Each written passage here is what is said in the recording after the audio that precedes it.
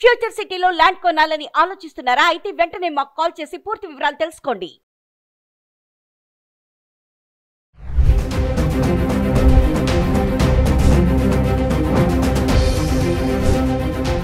Suman TV ప్రేక్షకులకు నమస్కారం. Tata consultancy services భారతదేశంలోనే కాదు ప్రపంచంలోనే ఒక ప్రెస్టీజియస్ ఆర్గనైజేషన్. భారతదేశంలో ఒక రకమైన తలమానికమైనటువంటి ఆర్గనైజేషన్గా చెప్పుకోవచ్చు.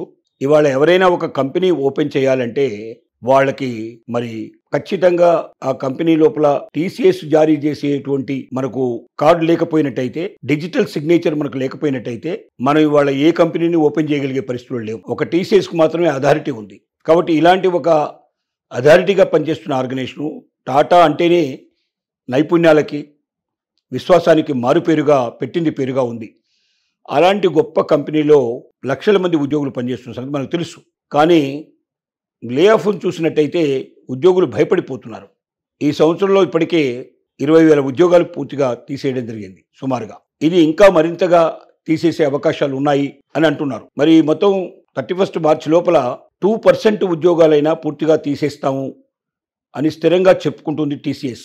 కారణాలు ఏమిటంటే మరి ఏఐ ప్రవేశించిన తర్వాత దానికి సూట్ అయ్యేటువంటి ట్రైనింగ్ ఎవరైతే తీసుకోలేకపోయినారో, దానికి అనుగుణమైనటువంటి మరి శక్తిని ఎవరైతే పెంచుకోలేకపోయినారో, అలాంటి మేధస్సును ఎవరైతే పునిపుచ్చుకోలేకపోయినారో అలాంటి వాళ్ళని ముఖ్యంగా దిగువ శ్రేణి మధ్య శ్రేణికి సంబంధించిన ఉద్యోగస్తులని ఎక్కువగా తీసేయడం జరుగుతోంది. వీళ్ళ బదులుగా ఏఏ పని చేయడానికి అవకాశాలు ఉన్నాయి. కాబట్టి వీళ్ళకి లక్షల రూపాయలు చెల్లింపు చేస్తూ దాంతో పాటుగా వీళ్ళకి ఎంప్లాయీకి ఇవ్వాల్సినటువంటి ప్రావిడెంట్ ఫండ్ కానీ ఇతర మెడికల్ బెనిఫిట్స్ కానీ రకరకాల బెనిఫిట్స్ రూపంలో లక్షల రూపాయలు చెల్లించాల్సిన అవసరం ఉంటుంది. కాబట్టి ఈ చెల్లింపులకంతటికీ స్వస్తి చెప్తూ ఇలాంటి వాళ్ళను తీసేసినట్టయితే కంపెనీ మరింత బలపడుతుంది.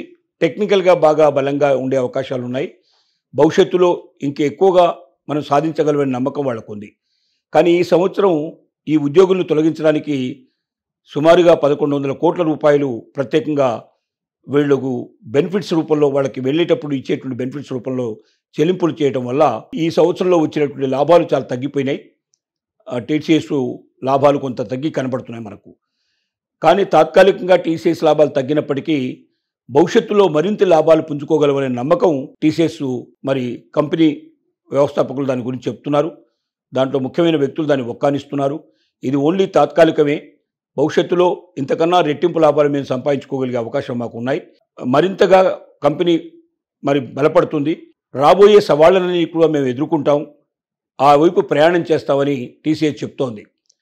అదే టీసీఎస్ బాటలోనే ఇంకా అనేక టెక్ కంపెనీలు ప్రయాణం మొదలుపెట్టాయి. ఈ ప్రయాణం ఎక్కడి దాకా కొనసాగుతుందో, ఎంతమంది నిరుద్యోగులుగా మారిపోతారో, ఎప్పుడు ఎవరి ఉద్యోగం పోతుందో, ఎవరు స్థిరంగా ఉంటారో, ఎవరు అస్థిరపడిపోతారో చెప్పలేని పరిస్థితులు ఉన్నాయి. ఒక రకంగా దీని ప్రభావం ఇవాళ రియల్ ఎస్టేట్ మీద బాగా పడింది.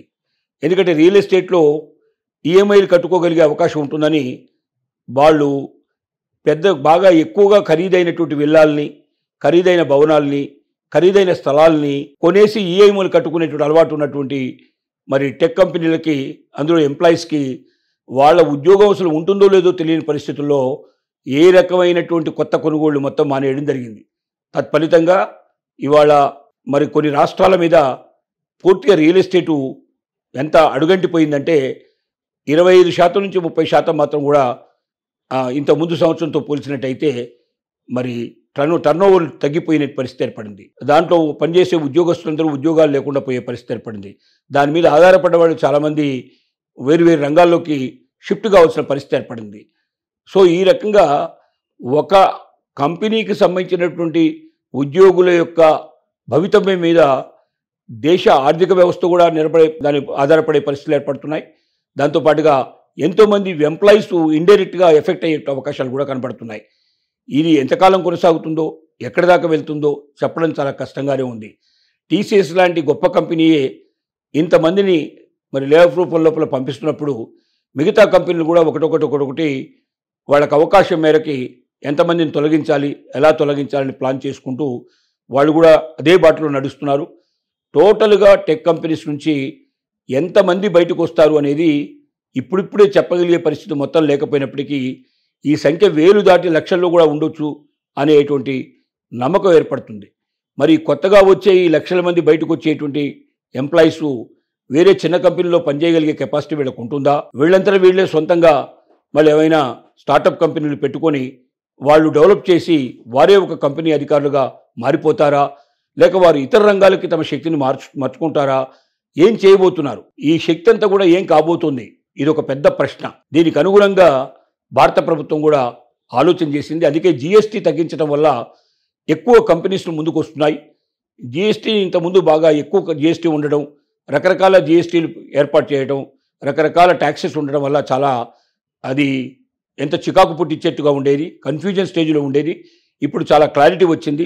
2 స్లాబుల విధానం తీసుకురావడం వల్ల చాలా కన్వీనియంట్గా చేసుకోవడానికి అవకాశం ఏర్పడుతోంది. ఈ జీఎస్టీ తగ్గుదల ఇప్పటికే భారతదేశం లోపల టర్నోవర్ మీద విపరీతంగా ప్రభావం చూపించింది.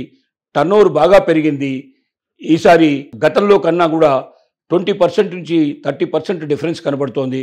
ఇది మరింతగా పెరిగే అవకాశాలు కనబడుతున్నాయి. అంటే ఒక రకంగా తగ్గిపోతే మరొక రకంగా పెరిగే అవకాశం ఉంటుందని, దీనివల్ల ఎక్కువ పరిశ్రమలు వస్తాయని, భవిష్యత్తులో మళ్ళీ ఉద్యోగస్తులకి మంచి రోజులు వస్తాయని మనందరం ఆశిద్దాం.